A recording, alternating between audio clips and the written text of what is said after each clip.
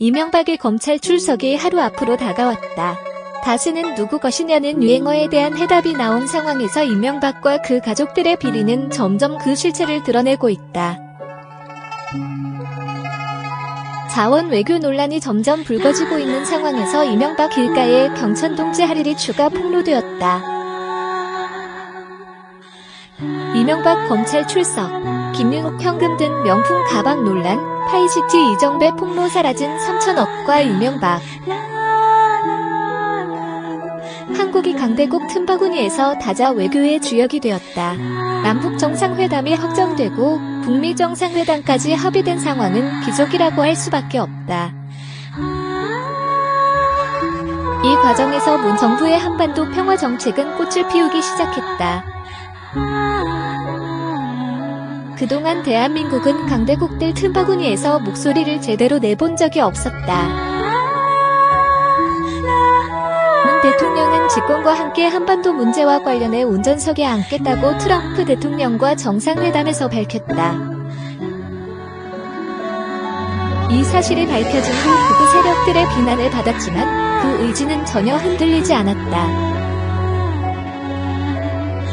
베를린 성명에서 문 대통령은 남북 정상회담을 요구했다.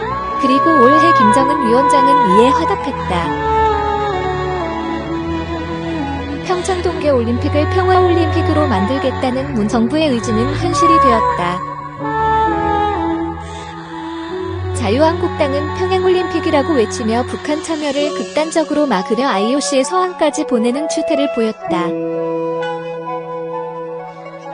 자유한국당을 중심으로 한국의 세력과 아베 정권만이 평창 동계올림픽이 망하기를 바란 존재들이었다. 평화올림픽 개최는 그렇게 대북 특사 파견을 통해 극적으로 남북 정상회담이 4월 말로 확정되었다. 이런 회담 결과를 가지고 특사로 나선 이들은 미국으로 향했다. 도착과 즉시 트럼프 대통령은 만남을 요구했고 그 자리에서 북미 정상회담을 수용하고 시기를 5월 중으로 하겠다는 파격적인 역제안을 했다. 대한민국의 노력으로 북미 정상회담이 최초로 성사되게 되었다는 것은 역사적인 일이다. 이런 결과를 가지고 중국과 러시아, 일본의 상황을 알리고 적극적인 도움을 요청하는 외교는 한반도 운전자론이 현실로 이뤄졌다. 과거 정부도 빈약하고 외교력도 밀려 한반도 문제를 남의 손에 맡겨야 했던 시절이 있었다. 오바마는 집권 기간 북미 정상회담을 간절히 바랐다. 하지만 이명박근혜 정권은 한반도 긴장이 완화되는 것을 원치 않았다. 그들이 집권할 수 있는 이유가 불안과 공포인데 이를 완화할 수 있는 그 어떤 조치도 취할 이유가 없었기 때문이다. 그렇게 개인적 이득에만 목을 맨 이들과 차원이 다르게 문 정부는 10년 동안 엉망이 된 외교를 빠르게 정상화하고 한반도 문제의 주도권을 가진 채 주변 강대국들을 관리하는 지위까지 올라섰다. 한때는 이명박의 핵심 측근이었던 정두원 전 의원은 경천동지 할 일이 있었다는 주장을 했었다.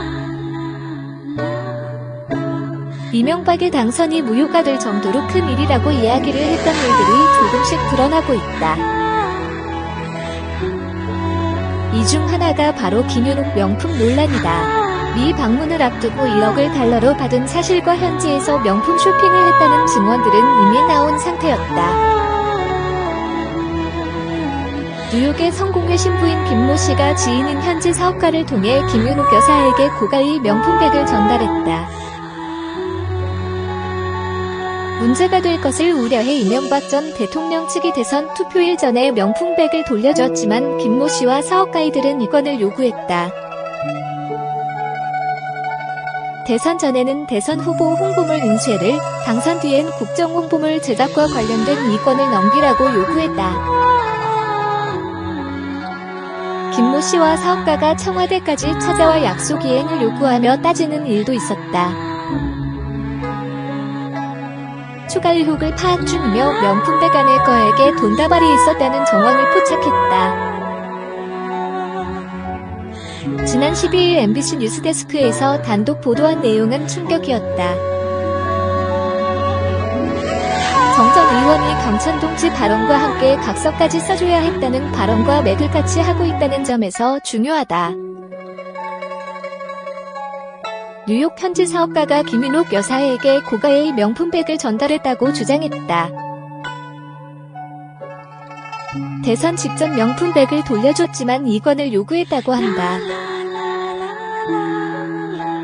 명품백만 받았다면 이후 이들이 이권을 요구하며 청와대까지 들어갈 수는 없는 일이다.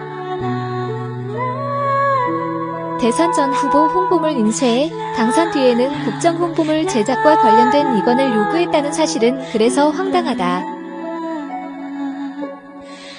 1,000만원 가량의 명품백 하나를 가지고 대통령이 될 가능성이 가장 높은 그들에게 큰 소리를 칠 수는 없기 때문이다. 그 명품백 안에 거액의 돈다발이 있었다는 정황을 포착했다는 뉴스는 충격적인 보도가 아닐 수 없다. 김윤옥 여사가 거액의 뇌물을 받았다는 사실이 실제 드러났다는 점에서 수사가 필요한 상황이다. 얼마나 많은 돈을 받았으면 당락 자체가 바뀔 수도 있었을까? 대통령이 된 후에도 뇌물을 준 자들이 청와대까지 가서 협박을 할 정도라면 어느 정도 큰 규모인지 상상도 할 수 없다. 이명박 검찰 출석을 앞두고 부인까지 뇌물 혐의로 수사하는 것은 부담이 될 수는 있다. 하지만 이는 이명박 구속 후에도 수사가 이어져야 할 문제다. KBS는 사장이 바뀐 후 파이시티 논란의 변곡점을 보도했다. 이명박 서울시장 말기 사업 확정된 이 사건은 심각한 뇌물 사건이다. 현재 이명박이 100억대 뇌물 논란을 받고 있지만 중국 사업을 이유로 논란의 이팔성의 회장으로 있던 우리은행에서 5천억을 대출받았고 그중 3천억이 어디론가 사라진 사건이다. 이명박 서울시장 말기 파이시티 사업이 확정되고 대통령 임기 중 사건이 터져버린 이 기괴한 일들이 이정배 전 파이시티 대표에 의해 폭로되었다. 2004년 벌어진 비리 사건이지만 권력형 비리라는 점에서 여전히 유효한 사건이다. 그리고 이 사건 하나에만 3천억의 비자금 논란이 일고 있다. 그 3천억을 누가 가져갔는지 검찰이 조사해야 할 과제다. 자원 외교 논란 속 포스코와 석유공사를 통해 국부 유출이 된 금액만 해도 10조가 넘는다. 그리고 아직 정확하게 밝혀지지 않은 포스코 유동자금 30조 증발 사건도 철저한 조사로 이어져야 한다. 자원 외교 전체에 대한 조사는 아직 시작도 하지 않았다.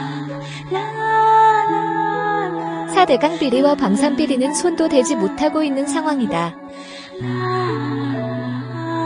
이명박의 검찰 조사는 그저 시작일 뿐이다. 이명박 일가의 거대한 범죄 사실은 이제 세상에 그 모습을 드러내고 있는 중이다. 과거 이명박의 핵심 인물들이 비리 사실을 폭로하고 있는 상황에서 언론은 보다 집중적으로 이 문제를 다뤄야 한다. 국민 혈세 수십 조가 사라진 사건에 이토록 관심을 두지 않는 것은 범죄나 다름없기 때문이다.